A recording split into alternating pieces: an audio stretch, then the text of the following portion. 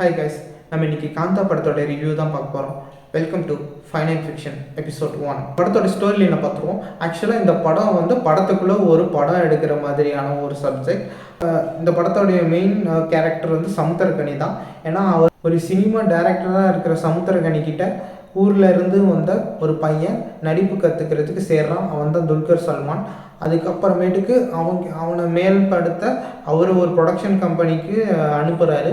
அங்கேருந்து அவர் கலைகளை கற்றுக்கிட்டு மேலே மேலே ஒரு சூப்பர் ஸ்டார், ஒரு உச்ச நடிகராக துல்கர் மாறுறாரு. தன்னோட லைஃப் டைம் மூவியாக எடுக்கணும்னு வச்சிருக்கிற தன்னுடைய சொந்த அம்மாவை பற்றின ஒரு கதையாக எழுதுதான் சொல்லப்படுற காந்தான்ற ஒரு சப்ஜெக்டை சமுத்திரக்கனி ப்ரொடியூசர்கிட்ட கொடுத்து இந்த படத்தை எடுக்கணும்னு சொல்கிறாரு. அதுக்கு துல்கரை நடிக்க வைக்கலான்னு சொல்கிறாங்க. அவருக்கு பெருசாக விருப்பம் இல்லைனாலும் அவரையே வேறு வழி இல்லாமல் நடிக்க வைக்கிறதுக்கு ஒப்புக்கொள்ள வேண்டியதாக இருக்குது. ஆனால் இப்போ துல்கர் என்ன சொல்கிறாருன்னா, இந்த கதை எனக்கு செட் ஆகாது, என்னுடைய ஃபேன்ஸ் ஒத்துக்க மாட்டாங்க, அதனால் இந்த கிளைமேக்ஸை மாற்றி எழுதலாம்னு சொல்கிறாரு. அவருக்கு இதில் பெருசாக விருப்பம் இல்லைனாலும் ப்ரொடியூசருடைய கட்டாயத்தினால அவரும் படத்தை எடுக்க ஆரம்பிக்கிறாரு. படம் எடுக்க அவருக்கு ஒரு விருப்பம் இல்லாமல் இந்த கதையை நகர்த்திட்டு போகிறாங்க. அப்போது ஒரு கட்டத்தில் 2 பேரும் கிளாஷ் ஆகி இது செட் ஆகாதுன்னு சொல்லிட்டு இந்த படத்தை ட்ராப் பண்ணிவிட்டு சமுத்திரக்கனி அப்படியே போயிடுறாரு. அங்கேருந்து இவங்க 2 பேருக்குள்ளே ஒரு கிளாஷ் ஆரம்பிக்குது.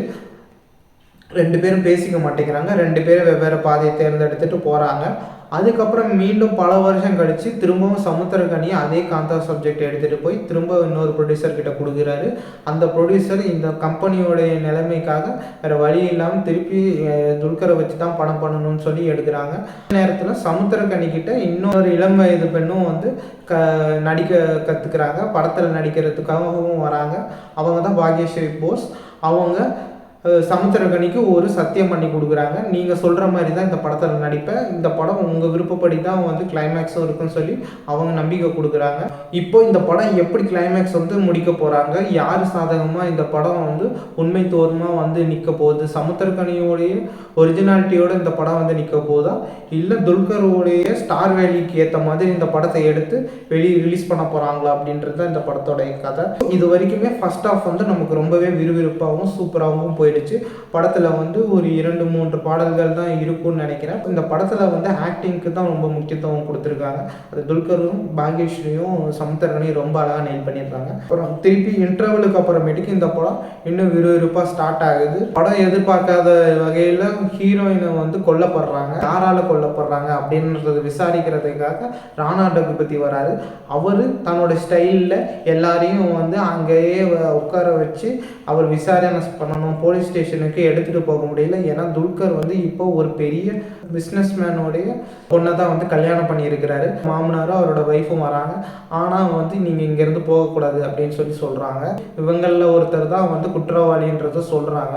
அதில் யாராக இருக்கும், ஏன் குற்றவாளின்னு இவங்கள போர்ட்ரே பண்ணுறாங்க, எப்படி அந்த ஹீரோயின் சாகடிக்கப்படுறாங்க, யாரால் சாகடிக்கப்படுறாங்க, என்ன நடந்தது அப்படின்றது தான் இந்த படத்தோடைய மைய கருத்து. இவங்களுக்குள்ளே ஏற்பட்ட காதல்னால அவங்களோட மனைவி செஞ்சுட்டாங்களா, இல்லை அவரோட மாமனார் செஞ்சுட்டாரா, இல்லை இது வெளி உலகத்துக்கு தெரிஞ்சால் தன்னோட பேரே அவப்பட்டுன்னு சொல்லி துல்கரே செஞ்சாரா, இல்லை அந்த ஆசான் தனக்கு துரோகம் செய்யப்பட்டதாக நினைக்கிற ஆசான் இந்த ஹீரோயினை கொண்டாரா அப்படின்றது தான் இந்த படத்தோட main story.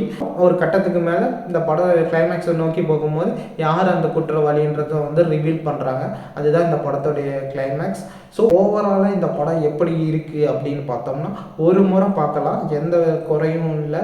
Twist and turns இருந்தனால இந்த படம் நமக்கு கிளைமேக்ஸ் வரைக்கும் கொண்டு போயிட்டாங்க. One time watchable. அண்ட் இந்த படத்தை நீங்கள் பார்த்துருந்தா கமெண்ட்ஸில் சொல்லுங்கள். தேங்க்யூ.